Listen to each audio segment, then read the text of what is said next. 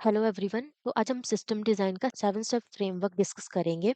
तो हमें पता है कि सिस्टम डिज़ाइन इंटरव्यूज जो होते हैं वो ओपन एंडेड होते हैं। इनका कोई परफेक्ट सॉल्यूशन नहीं होता है, इसीलिए हम एक स्ट्रक्चर्ड फ्रेमवर्क फॉलो करेंगे जिससे हम कभी भी सिस्टम डिज़ाइन इंटरव्यू में अगर कोई भी क्वेश्चन डिज़ाइन करने को आ जाए तो हम इस 7 स्टेप अप्रोच को फॉलो करके कोई भी वो जो है डिज़ाइन को अप्रोच कर सकते हैं, है ना। तो सबसे पहला स्टेप हमारा होगा रिक्वायरमेंट क्लासिफिकेशन का। तो इसमें क्या होगा, हम एक ट्विटर का एग्जांपल लेके चलते हैं। कौन से जो फीचर्स होंगे वो होंगे, जैसे इसमें देखो यूजर जो है पोस्ट कर सकते हैं, ये फीचर ही तो है एक तरह से। पोस्ट करना एक फीचर हुआ। यूजर अदर यूजर्स को फॉलो कर सकता है, नहीं कर सकता है ना। तो फॉलो करना भी एक फीचर हुआ। टाइमलाइन होगी या नहीं होगी, ये भी एक फीचर हुआ। अब जैसे मान लो जो हम पोस्ट कर रहे हैं वो टेक्स्ट बेस्ड होगी या फिर उसमें मीडिया भी हो सकता है। तो ये सब रिक्वायरमेंट जो है वो क्लैरिफाई करेंगे इंटरव्यू के साथ हम फर्स्ट स्टेज में। नेक्स्ट स्टेप हमारा आता है सिस्टम इंटरफेस डेफिनेशन। इसमें क्या करते हैं, हम एपीआईज को डिफाइन करते हैं। ठीक है, इसमें एपीआईज को डिफाइन करते हैं, जैसे कौन कौन सी एपीआईज होंगी, इनपुट क्या होगा, आउटपुट क्या होगा। जैसे मान लो पोस्ट पोस्ट ट्वीट है, इनपुट क्या क्या डाल रहे हैं, एक आईडी होगा, टेक्स्ट होगा, मीडिया भी हो सकता है। इनपुट्स होंगे क्या क्या, आउटपुट्स होंगे, है ना, और क्या क्या एपीआईज होंगी, वो सब डिस्कशन हम सेकंड फेज में करते हैं।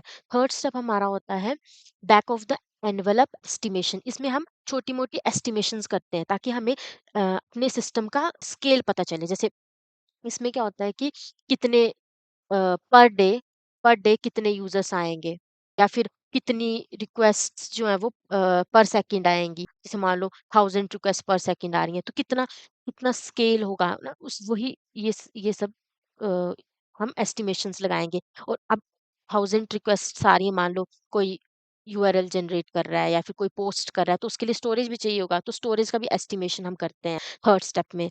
अब इससे क्या होता है, इससे हमें आर्किटेक्चर को बनाने में हेल्प मिलती है। मतलब आर्किटेक्चर सिंपल होगा या फिर डिस्ट्रीब्यूटेड होगा, उसमें मल्टीपल डेटाबेसेस होंगे या सिंगल डेटाबेसेस होंगे, है ना। एसक्यूएल लगाएंगे या नो एसक्यूएल लगाएंगे, ये सब डिस्कशंस होते हैं अगर हमें एस्टिमेशंस पता हो। फोर्थ स्टेप में हम क्या करते हैं, डेटा मॉडल्स को डिफाइन करते हैं। डेटा मॉडल्स जैसे एंटिटीज को डिफाइन करते हैं कि क्या क्या एंटिटीज होंगी हमारे सिस्टम में। जैसे कि मान लो हम एक्स डिजाइन कर रहे हैं, है ना।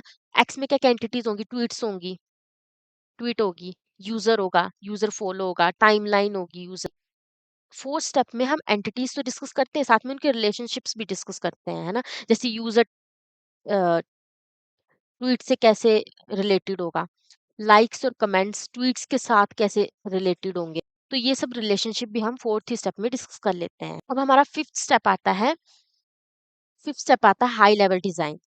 इसमें क्या करेंगे, हम एक ब्लॉक डायग्राम बना लेंगे, हाई लेवल डायग्राम बना लेंगे। जिसमें क्या होगा, ऑब्वियसली यूजर्स होंगे, है ना।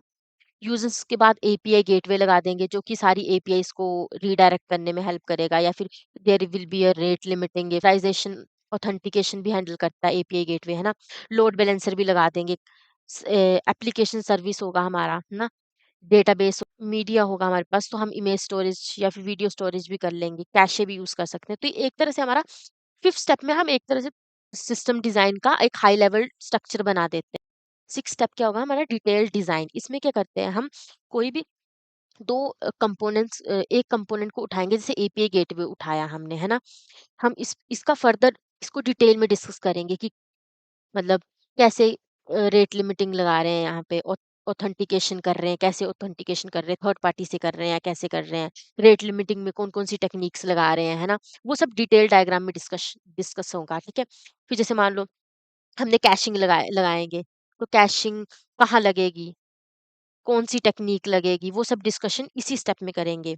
और क्या होगा कि हॉट यूजर्स, अगर इंटरव्यू पूछ सकता है कि हॉट यूजर्स होंगे तो उनको कैसे आप हैंडल करोगे, वो कैसे फैच होंगे डेटाबेस से। इमेज स्टोरेज होगा तो कौन सा इमेज स्टोरेज हम लगाएंगे, है ना। तो वो सब डिस्कशंस हम डिजाइन वाले स्टेप में करेंगे, ठीक है। सेवंथ स्टेप हमारा हमारा होगा वो आइडेंटिफाई एंड रिजॉल्व बोटलनेक्स।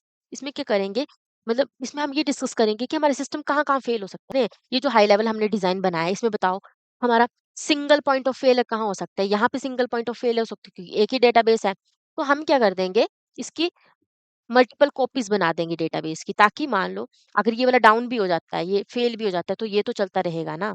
है ना? तो सिंगल पॉइंट ऑफ फेलियर पहले तो आइडेंटिफाई करेंगे, फिर उसको रिज़ॉल्व रेप्लिकास बनाएँगे, तो कितनी रेप्लिकास इनफ होंगी? अगर एप्लीकेशन सर्विस की कॉपीज़ बना रहे हैं, मतलब एक तो कितने सर्वर जो हमारे डिज़ाइन के लिए इनफ होंगे, है ना? अब monitor monitor performance of service, मतलब हमारे पास मान लो 3 सर्विसेज़ हैं। तो इन सब की परफॉर्मेंस को कैसे मॉनिटर करेंगे, वो सब भी हम यहीं पे डिस्कस करेंगे। तो यही हमारा 7 स्टेप अप्रोच थी सिस्टम डिज़ाइन इंटरव्यूज़ के लिए। क्या हो रहा है? हाँ। तो समरी में यही सब स्टेप्स थे। नंबर 1, रिक्वायरमेंट क्लैरिफाई करो।